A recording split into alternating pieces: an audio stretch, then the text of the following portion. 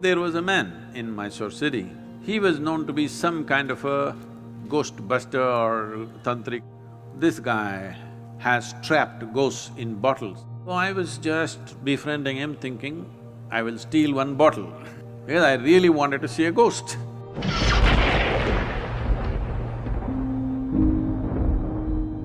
Sadhguru, you were talking about stories. So we were conversing and, we were agreeing that when we were growing up, some of the best stories that we used to hear from, family people or grandparents or friends, senior people, would be the ghost stories. And, somehow, you small, kids, we love to get scared. Still they want to hear that ghost story. It's one of their favorite things, amongst all stories. Do you have any ghost story from your experiences of traveling in the mountains?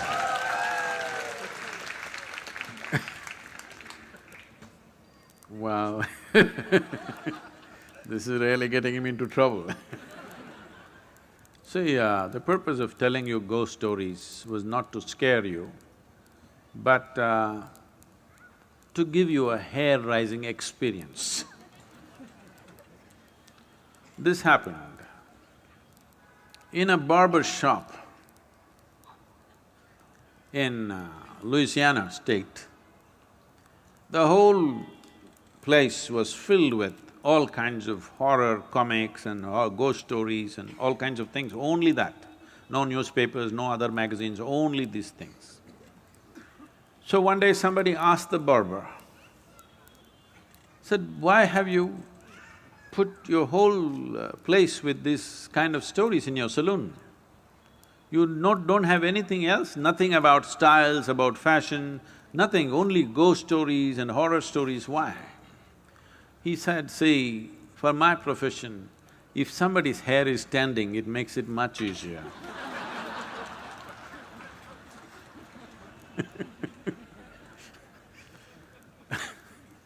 So the idea was to give you a hair-raising experience not to scare you And I must tell you, this fascinated me so much that there was a man in Mysore city who was also working in the Mysore City Corporation as some official, but he was known to be some kind of a ghost buster or tantric or whatever he is. So somebody told me, I was always looking for these kind of things, so somebody told me, this guy has trapped ghosts in bottles and kept it in his whatever, it's a shrine or a workshop or whatever you want to call it. So I want to go and that guy wouldn't allow us initially, but I was persistent and then he took me inside and he showed me lots of bottles. He said, in this there is this kind of a ghost, this is a woman, this is a man. I looked, I could not see a man or a woman, I all saw transparent bottles with corks. So I was just befriending him thinking, I will steal one bottle because I really wanted to see a ghost. Because I had heard so many things means unbelievable kind of stories. Well, it only made me more and more curious. It did not raise my hair nor scare me, but I became more and more curious. I had spent months on end, continuously every night, being in the cremation grounds, wanting to see. So people come, burn the dead, and when with firewood, when the dead bodies burn, it burns for 4, 5, 6 hours. People stay there for an hour or hour and a half and then they have other business to do. They will cry and they'll weep and they will go when it's still burning. Normally what happens is, when as the fire burns, one thing, because there's always economic aspect to everything. If they've not put enough fire long enough, when this collapses, the outer part, first thing that'll happen is, because neck is such a small thing and it gets burnt, and once the spine is burnt, the burning head will roll away, do. So I am the one who picks it up with a stake and puts it back and waits, where is the damn ghost? It doesn't come. Many months on end, I sat there, no ghost came. Somebody said, you put a nail in that tamarind tree, it will come. I would nail the damn tree again and again and again, nothing came. Somebody said, in this house there is a ghost. So I would beg them, please allow me, I want to sleep in that house and see if the ghost comes. Did not happen. So I went to this guy, and when they said specifically it's in the bottle, I wanted to steal a bottle. But he was very protective about his bottles So I didn't see anything coming out, but he showed me one thing. He made an elaborate design with rice flour.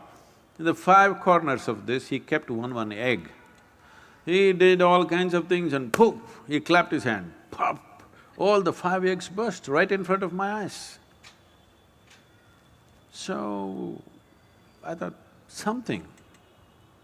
I don't know whether it's a ghost or it's a thing, whatever, but definitely he did not reach out to these five, he was standing away and all the five eggs burst. Then this was working on me, and I was walking in my house backyard, looking here and there. Then I saw guavas were hanging in the tree, the guava fruit. I looked at the fruit fell. I thought, what? I did it again and again, the fruit fell. Then I brought my friends and just, you idiots, watch this. Talk, fruit fell. They said, what? Not once, 5, 10 times I did so that it's not an accident.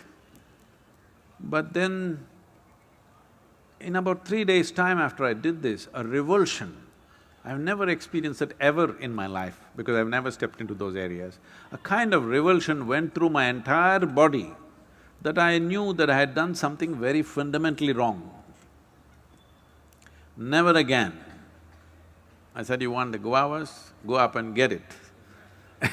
You want anything in your life, go and get it. These kind of things we will never again do. So, I realized something is fundamentally wrong, use your energies like that. So what is a ghost? All of you are ghosts with a body. Those who are walking and sitting, everybody, you are ghosts with a body. But suddenly somebody lost their body and you think they are something horrible. Why? They're just like you, they just lost the body. Is it true that you gathered the body over a period of time? Suppose, let's say you had lost control over how much you eat and you became this big, and then you came to yoga program and whatever, and slowly you shrank into half your size. Does it mean to say half of you has become a ghost? Hello? So if somebody lost the body, 50, 60 kilograms of planet that we have picked up and made into this, if they put it back, is that a ghost? Then you are also a ghost with a body, isn't it? So this abnormal way of looking at life, that just because somebody lost their body, they've become something evil, something fearful, something terrible, is a very abnormal way of looking at life. The nature of life is such that whether… See, right now, this is something you must look at this, not intellectually, really experientially. You're breathing, all of you, are you? Hello? I'm just checking. Hello? You're breathing. So if you're breathing, let us say this was like a building or whatever, right now we are in the quadrangle kind of place. So there is life here that you're breathing. You may call it air, but it's actually life, because if I take away this will go. Yes? Your life will go. It's only in this transaction, life is happening, isn't it? So it's not just about air, oxygen, this, that. This is a living cosmos. You are like a little bubble, you captured a little bit of life. You know, did you blow soap bubbles when you were young at least? So when you blew your soap bubble, you got this big bubble, I got that big bubble, let us say. We were looking at this, oh, this is my bubble, this is your bubble. Then they went poop. When they go poop, You don't say, this is my air, this is your air, isn't it? This is just like that. This is just a bubble. You captured a certain amount of life and it's functioning in a certain way. When this bubble bursts, there's no such thing as your life and my life. Well, you may not break the entire bubble, you may break the outer surface of the bubble and the inner surface of the bubble may still remain. Just because the outer peel has dropped off, do you call that a ghost? Then you are a ghost with a body.